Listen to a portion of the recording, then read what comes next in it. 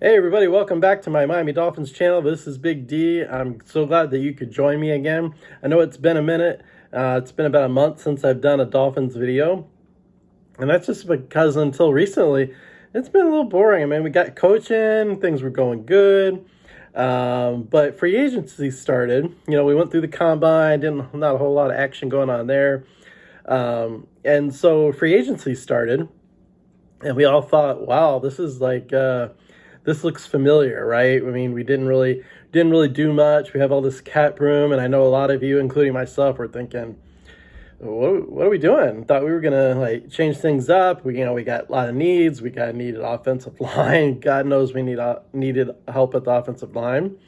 We need help at linebacker. We kind of needed help everywhere.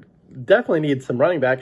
We did make the two fullback signings, which really looking back after this week made a lot of even more sense than it did. I mean, when was the last time Miami, or any team for that matter, really had one fullback, much less two fullbacks? Can't wait to see what McDaniel's going to do with that scheme. But anyway, then all of a sudden this week hits, and this morning I was like, I have got to do a video about this week's signings, Armstead and Hill.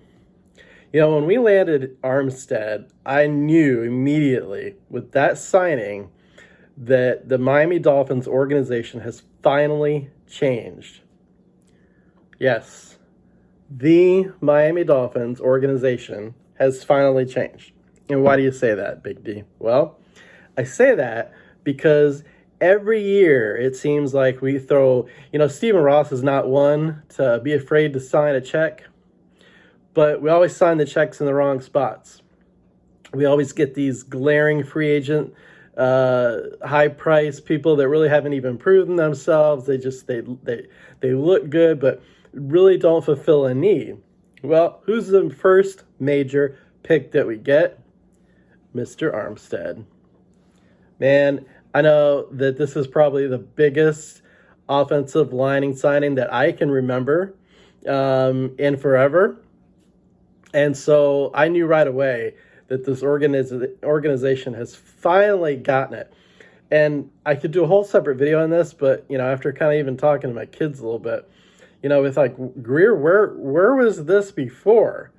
And maybe I'm jumping the gun a little bit, but it's like he finally has a coach that's kind of letting Greer do his job without all of the BS, right? So Greer's kind of got an open slate. McDaniel's got an open slate.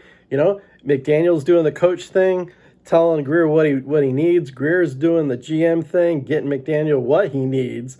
And here we go. And then, so we're all excited about that. And then all of a sudden, what's today? Saturday. You don't know what day you're going to watch this. Saturday.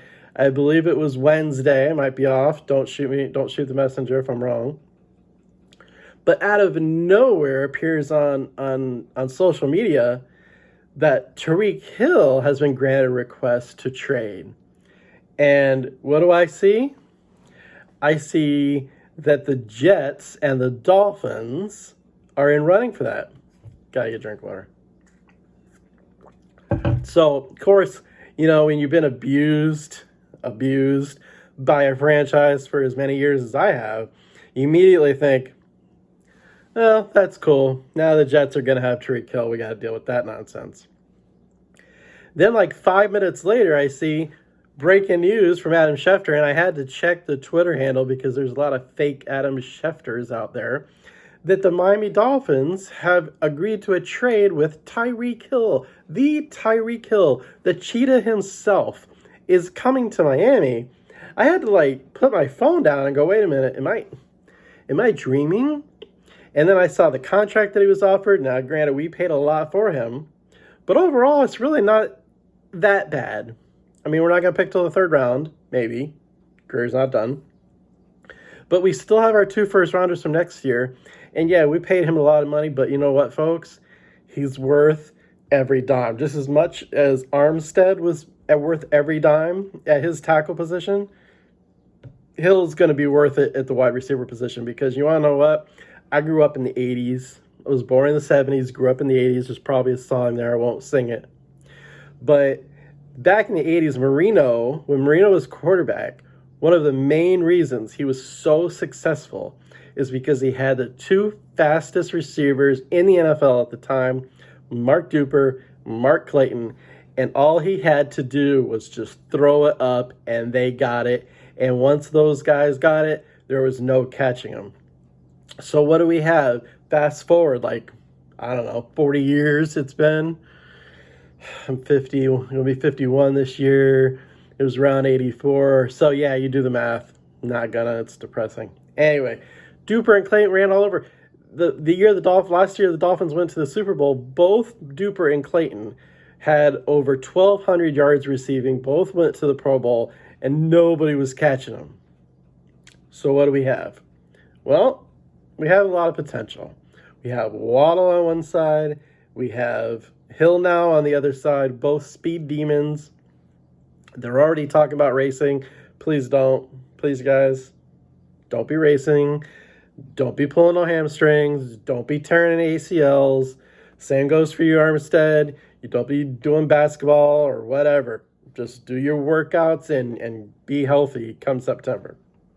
So we have the potential. Now, I'm not saying Tua's Marino, but I have a feeling you're going to see Tua now move into that top 10 category. He's going to have protection. He's going to have two fast wide receivers. And don't forget, we still have some pretty good receivers out there. Preston Williams, a lot of people dog on him.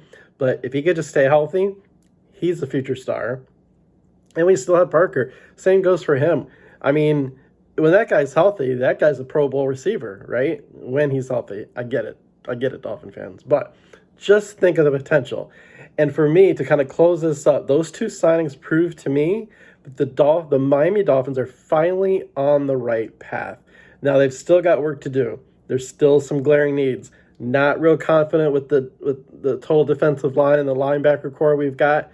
We got some good players, but we have some needs there too. So maybe we can get some of those, and when we do eventually pick in the draft, or we still have some cap room left, can spend some more money. Rumors are the Dolphins aren't done. I can't imagine what else is on the agenda, but you know what? After these two signings, it seems like the sky's the limit. Greer's focused, McDaniel's focused, Ross seems to be focused. It just goes to show you what the right person coming into the organization can do, because none of this was ever going to happen under Flores. Take all the nonsense out of it. I'm not even going to go there, but take all the nonsense out of it. This would have never happened under Flo.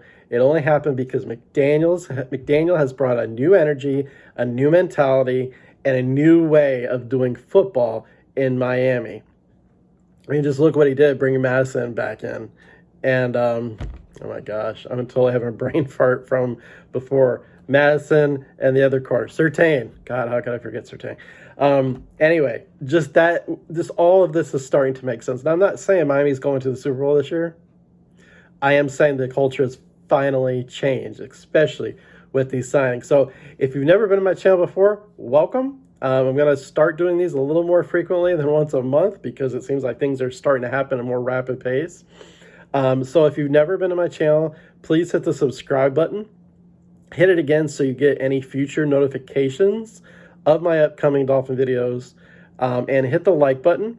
And then leave me a comment. Leave me a comment. What are your thoughts about these signings? What are your thoughts about the overall direction of the Miami Dolphins now in general? As long as they're respectful, all comments will be responded to. So with that, fins up, everybody. Have a great day. Enjoy your beverage of choice. Mine right now is coffee and a Miami Dolphins cup. So with that, we'll catch y'all next time. And fins up, man. Let's go.